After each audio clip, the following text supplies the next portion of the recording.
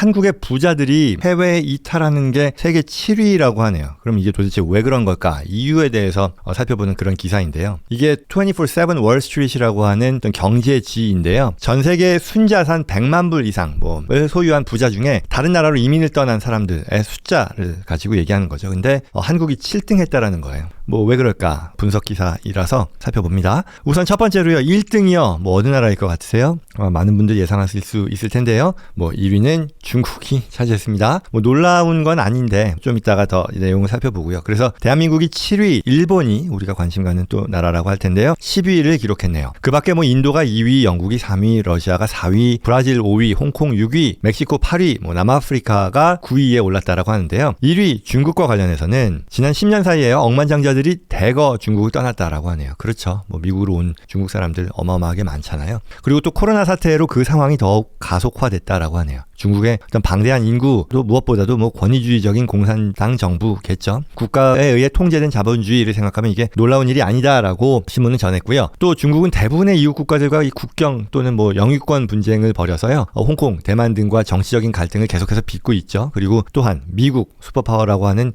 이 미국과 경제적인 패권 지위를 계속해서 다투고 있는 거죠. 그걸 계속하고 있는 것이고 이 모든 것들이 결합해서 부에 관해서 굉장히 예측 불가능한 그리고 엄격한 이런 제도, 뭐 예측 불가능한 엄격한이라는 게 좀 어폐가 있긴 한데요. 취하고 있다. 그러다 보니 뭐 어느 날 갑자기 제1위의 부자가 바닥으로 떨어지고 나락으로 떨어지고 뭐 구속되고 소리 소문 없이 사라지고 뭐 그런 경우들 많이 보셨죠. 그러면서 이제 중국은 올해 역사상 가장 큰 규모의 부유층 이탈을 직면할 것으로 보인다라고 신문은 전했는데요. 코로나가 풀리면서요. 이 중국의 억만장자들이 기업 납세에 대해서도 관대하고 금융 규제가 적고 시장도 안정적이고 예측 가능한 다른 나라 뭐 예컨대 미국 대거 이동하고 있다라고 전했습니다. 그 다음에 이제 관심이 가는 또 다른 나라로서 일본에 대해서는요. 높은 이 물가, 생활 거주 비용, 그리고 인구 과밀, 인플레이션에 대응하기 위한 정부 규제 등으로 인해서 부자들이 해외로 이탈하고 있다라고 꼬집었네요. 특히 이 도쿄와 같은 대도시의 경우는 주거비가 세계에서도 최대급으로 높다. 그래서 부자들이 자산을 지키기 위해 해외 이주하는 게 뭐 어떻게 보면 당연하다라고 하고요. 특히 이 금융정책에 따른 엔화 가치의 대폭 하락이라는 게 지금 뭐 꽤 오랜 기간 이어지고 있잖아요. 이게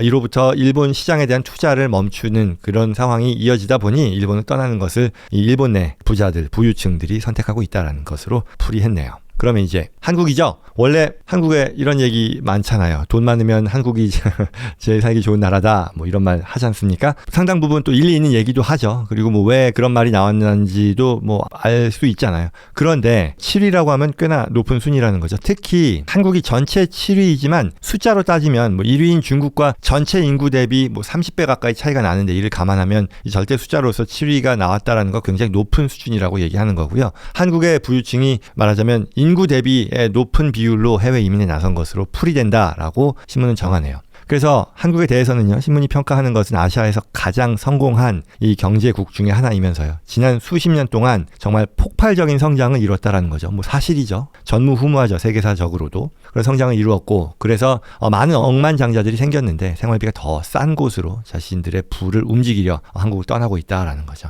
그리고 또 자본의 유동성이 상대적으로 높다 보니 뭐 해외 이주를 상대적으로 쉽게 할 수 있는 것도 그 이유라고 하네요. 그런데 여기서 더 주목하는 것은요. 이 한국을 떠나는 주된 이유를 상속세라고 풀이하는 것 같아요. 한국의 상속세율이요. 50%에 달하고 이거는 OECD 평균인 25%보다 훨씬 높은 거죠. 그리고 전 세계적으로 봤을 때도 일본 다음으로 거의 일본이 한 55% 된다고 하네요. 으로 높은 수준이라고 하니까 이게 또 50%라는 그런 최대 상속세율만의 문제가 아니라 기업 오너들, 뭐 중견기업, 중소기업 오너들 이 가업을 상속하는 데 있어서 최대 주주의 지분을 상속하게 되면 할증과세가 적용이 되다 보니 상속세율이 실질적으로는 50%가 아니라 60% 이상으로 올라가서요. OECD 국가에서 가장 높은 수준이 된다고 하네요. 그렇다 보니 실제로 한국인들이 이와 같은 상황을 타개하기 위해 가장 많이 이주하는 나라가 미국, 뭐 캐나다라고 하는데요. 이러한 나라들의 공통점, 특히 미국이 선택하는 나라의 47.9%니까 거의 절반을 차지한다라고 하고요. 캐나다가 그 뒤를 잇는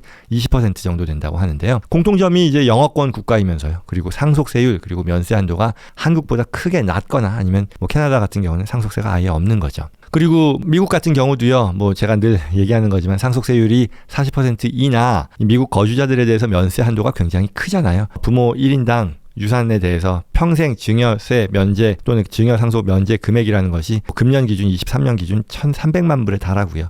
내년이 되면 이게 1,400만 불이죠. 그렇다 보니 캐나다의 상속세가 면제된다 하더라도요. 이걸 감안하고 또 이건 좀 전문적인 얘기인데 캐나다는 상속세가 없고 미국은 상속세가 있지만 면제 금액이 있을 때 또 자본이득세에 대해서 미국은 스텝업 베이시스다 1031 어떤 그 텍스 디퍼 제도라는 것들을 활용하면 이 캐나다의 상속세 면제보다도 미국의 현행 제도가 훨씬 더 매력적으로 보거든요.